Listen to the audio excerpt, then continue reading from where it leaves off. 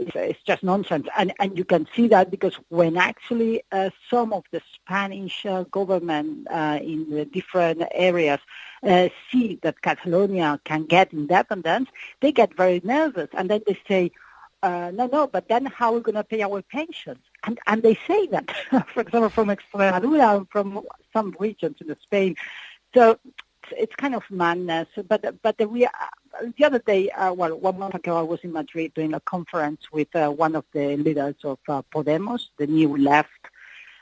Well, they say extreme left. Some people will doubt about that, left, Spanish left. And actually, I was telling them that the sad thing of all of this, and I'm sincere here, I mean, is that the Catalan independence, it should not mean for normal people, for the citizens, they shouldn't feel like a failing or frustrated if when Catalan gets independent. And it's not necessary, because if they would have been responsible and from the politicians and opinion leaders would have been sincere, honest, explaining Spanish, what is Catalonia and why we still, like always, being a pain for the Spanish state, always demanding for independence, things will be understood and we will be independent. We don't have any interest to make Spain go bankrupt. We don't have any interest against Spain per se. It's not that at all. But so the independence of Catalonia will help whatever is necessary. So the transition, the Spanish transition, it's good, and everybody can go fine. The only thing independence of Catalonia means that when we approve a law in our parliament, in our sovereign parliament, this law is then applied.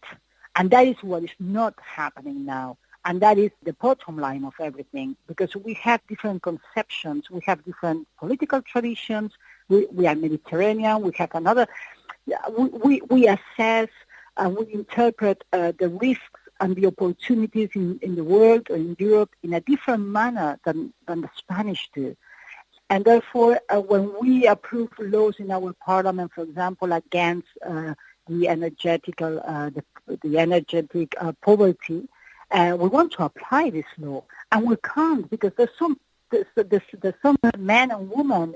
It's another way of understanding things, that they say it's illegal and they don't like it. Well, if you don't like it, then do it in your place. But respect the fact that or against fracking or so many laws that we approve and they say it's illegal. That's nonsense. I mean, it's a joke.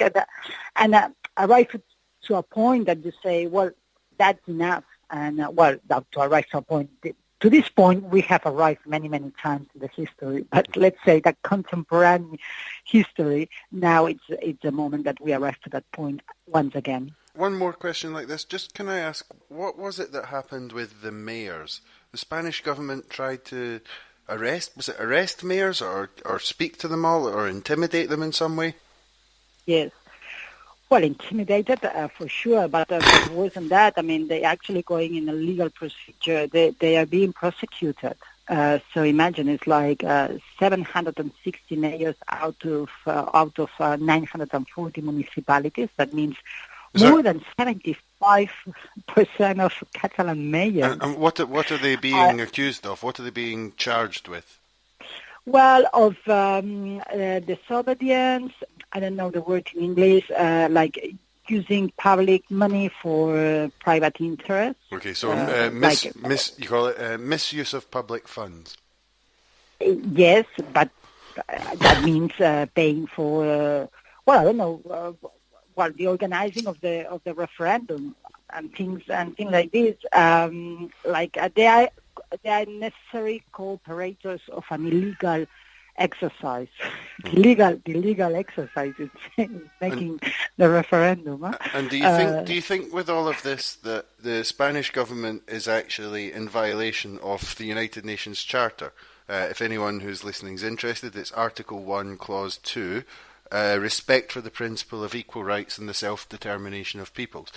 From what's happening there, could you say you think the Spanish government is actually violating that at the moment? Yes, absolutely. And that's actually very, very serious because here what happens is that, in my opinion, is that when Franco, the fascist, died in his bed out of illness, not because of his suicide like others did. No, he was just there. Anyway, when he died, it became this thing that is called the Spanish transition.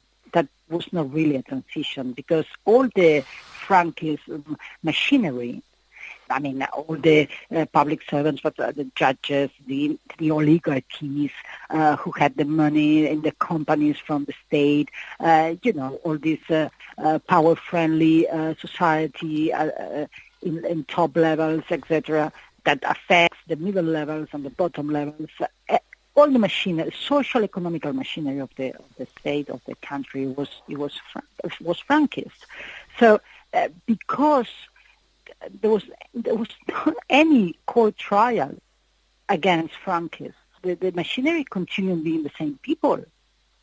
In fact, the UN asked twice the Spanish state in recent times, last year I think it was last time, to derogate, to abolish the amnesty law because it goes against human rights. You can't just say once you have killed so many citizens just because they think different, just because they are Catalans and they speak another language, and then when the dictator dies, and you need to pretend you go into democracy, then you say, okay, but we do a law and nobody's accused here. So let's do a fresh start. Come on, don't be so bitter. Mm-hmm. Why do you want to go down the differences? Let's just all be good people and let's forgive each other and let's go forward. And this is what happened. And nobody was judged because on that time, we must say, communists did this agreement with the Franquists. So nobody got onto trial. So why I'm saying all this? I'm saying this because they signed all the international treaties. And amongst these international treaties are the ones, of course, of the UN mainly, but those that defend the self-determination right, defended and promoted. So what happens? Why in this is 77 that they signed it. It's not like a century ago. In 1977, they signed these international treaties. And in the 78, they did the famous or infamous Spanish Constitution. And in this Constitution, they ratify these international treaties. That's Article 10 and 96. They ratify them. So it's legal based on their Constitution, self-determination. So it shows that they only did this to be considered a democracy, to be considered a member of the Occidental family of democracies. But they never believed it. Probably they didn't even read it properly. Even the Spanish state, they went to Helsinki. In 1975, there was this important conference on security and cooperation in Helsinki. And once again, in Helsinki, they said that people, not colonies, nations can be a colony, but they cannot be a colony. Not necessarily colonies, but nations have the right to self-determination. But not only that, they said that the states have the responsibility to promote it. And not doing it is kind of a grief for international diplomacy. And the Spanish state was there, and they signed it. So they signed anything that they put in front of them.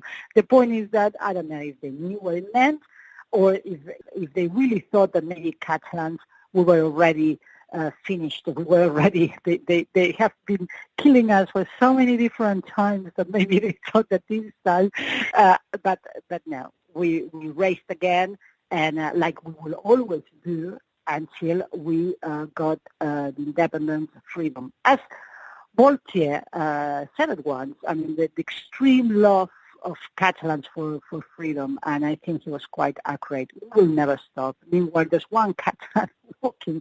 We will be fighting for freedom, national freedom, but also once we are a Catalan republic, freedom is something that you have to fight every day, because it's also the freedom that you only get when there's no racism, when there's social justice, when there's equality. That's the only way you get to freedom. So it's not only national freedom, but in the case of Catalans, we believe that with national freedom, we can guarantee for sure much better all these other freedoms, the important ones, right, for a good society and at the end of the day for a good world.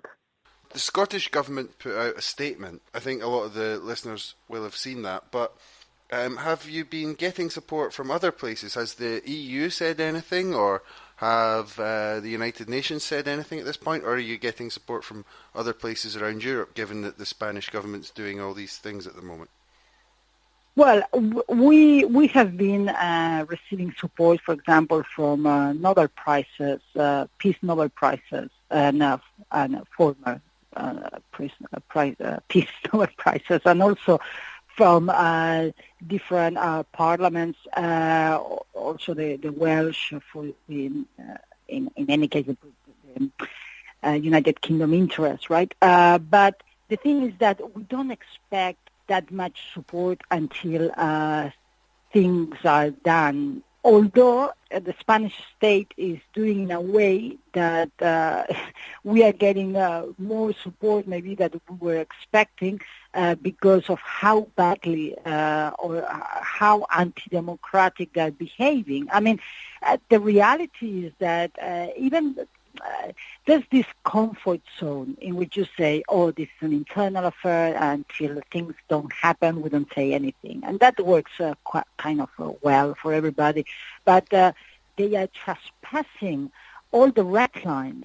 And that makes all the people that they were just comfortable being silent now being kind of really uncomfortable because we need to understand that all the grief that Catalans we are suffering, we are not suffering. I mean, it's all European Democrats. It's against all European Democrats because it's against democracy. So, I mean, Martin Luther King had a very good sentence for this. He used to say that injustice anywhere is a threat for justice everywhere. Mm-hmm. And that's true. So all Democrats should feel appalled and interpellate by what's going on in Catalonia. It looks like if Catalonia is going to be like asking case for taking out a lot of masks, because it's getting to a point in which people will have to decide who you stand by. Once again, yes, my friends in Europe, I mean, once again, you will have to answer for what are you going to face for and with who you're going to stand. But still, I mean, it's good. The United States administration also did a good statement when they said that, they're going to work with whichever state comes up from out of this referendum. Can I just say congratulations then, because that's possibly the first not horrible thing the Trump government has done. Yeah, look, you see, Catalonia case is even good for that. Yeah, well done. Yeah, but we must say that it goes in line with the statement that Ambassador Luis Guzman in 2013, the States Ambassador in the UK, he made these declarations as well. So it goes in line with Obama's administration, because in the BBC, Mr. Guzman said that if Catalonia gets independent, we will find a way to work with it. This is just like, in my understanding, like a democratic, pragmatic approach to the realities. And that's very well welcome. And I don't know if you heard, but a few days ago, Juncker, which cannot be suspicious of being friend of independences, but he said, he was saying that, yes, it's important, the constitutional order, and this and that, but if yes wins, that the European Union will respect that. Okay, that's a lot, because that's recognizing that a yes result it's possible and it's going to be admitted.